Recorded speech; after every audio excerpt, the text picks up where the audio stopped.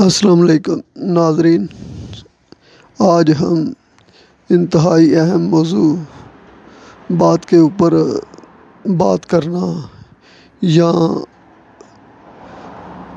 متفقہ فیصلوں کو رد کر کے من مانی کرنا اور جو لڑائی جھگڑے ہوتے ہیں انہیں قتل و غارت کی طرف لے کر جانا اور لڑائی جھگڑوں کو بڑھانے کے فوائد کون لوگ اٹھاتے ہیں، اس پہ بات کرنے کے لیے ہم نے آج ایک دکاندار صاحب کو بلایا ہے جو ہمیں لڑائی جھگڑوں کی وجوہات سے آگاہ کریں گے، اور دوسرے ہمارے مہمان ایک پراپرٹی ایجنٹ ہیں، اور تیسرے ہمارے مہمان ایک صحافی ہیں جو ہمیں لڑائی جھگڑوں کے مسائل اور متفقہ فیصلوں کو رد کرنے سے لوگ کیا فائدہ اٹھاتے ہیں آگاہ کریں گے۔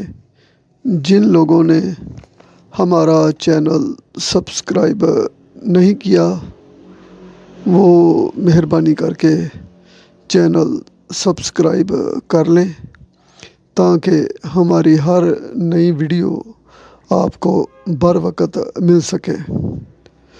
تو پروگرام شروع کرتے ہیں۔ سب سے پہلے میں دکاندار صاحب کو دعوت دیتا ہوں کہ ہمیں بڑوں کے فیصلوں کو رد کرنے کی وجوہات سے آگاہ کریں۔ السلام علیکم۔ دیکھیں جی، جو بڑوں کے فیصلوں کو رد کرتے ہیں یا بات کے اوپر بات کرتے ہیں اور بڑوں کو عزت نہیں دیتے، ایک بات تو طے ہے کہ وہ حضرات دوسروں کے ہاتھوں کھیل رہے ہوتے ہیں، اور جو لوگ انہیں استعمال کر رہے ہوتے ہیں وہ لوگ بھی گھروں کو تباہ کرنے کے بعد نمایاں ہو جاتے ہیں، یا تو وہ ماضی کی کسی رنجش کا بدلہ لے رہے ہوتے ہیں یا حسد کی وجہ سے انہیں نقصان پہنچانا چاہتے ہیں، اور جو ہی انہیں موقع ملتا ہے وہ بھرپور وار کرتے ہیں۔ اگر ہم ان لوگوں کے وار سے بچنا چاہتے ہیں تو ہمیں دوست کو دوست کا مقام اور دشمن کو دشمن کا مقام دینا پڑے گا، اور ساری زندگی خبردار رہنا پڑے گا۔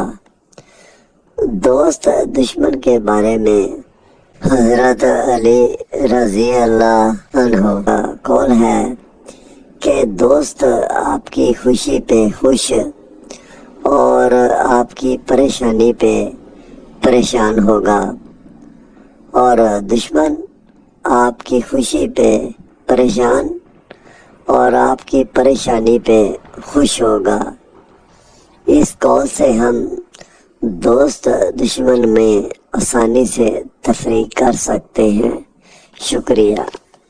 اب میں پراپرٹی ایجنٹ کو دعوت دیتا ہوں کہ بات کو آگے بڑھائیں۔ السلام علیکم۔ دیکھیں جی، جو فیصلے گھر کی چار دیواری سے نکل جائیں وہ پھر ڈیروں سے تھانہ کچہری تک لے کر جاتے ہیں۔ اس طرح دوسرے لوگوں کو دخل اندازی کا بھرپور موقع ملتا ہے، اور گھروں سے نکلے ہوئے فیصلے مرد اور خواتین کو بھی تھانہ کچہریوں تک لے کر گئے۔ ان لوگوں کے گھر انتہائی دردناک منظر پیش کر رہے ہوتے ہیں۔ فساد کو زیادہ تر بڑھانے والے مالی فائدے اٹھانے والے لوگ ہی ہوتے ہیں۔ اس چار دیواری کے فیصلوں کو رد کرنے کی قیمت ہوتی ہے جو سب کو اپنے اپنے وقت پہ ادا کرنی پڑتی ہے۔ بیرونی لوگ زیادہ تر گھر والوں کی جہالت کی وجہ سے ان کے معاملات میں دخل اندازی کرنے میں کامیاب ہوتے ہیں۔ تھانک چہریوں میں جب لوگ بار بار جاتے ہیں تو پھر عام بندوں کو اپنی غلطیوں کا احساس ہونے لگتا ہے۔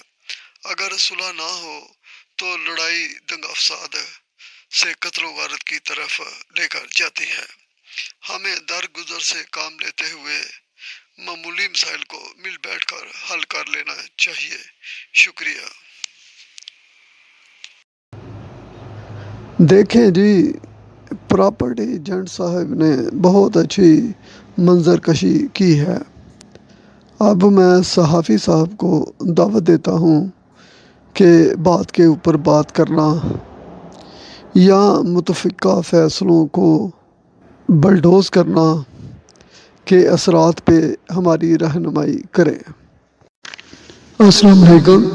دیکھیں جی، اگر میں متفقہ فیصلوں پہ بات کروں تو جب قومیں اپنے درپیش مسائل کو مل جل کر سیاسی قیادت کی ماتحتی میں پارلیمنٹ میں مسائل کو حل کرنے کے لیے ایک متفقہ راستہ اختیار کرتے ہیں، اگر تو فیصلوں پہ مسلسل عمل درآمد کیا جائے تو ایک کامیاب ملک کی صورت میں دنیا کے سامنے خود مختار ملک کی صورت میں موجود ہوتے ہیں۔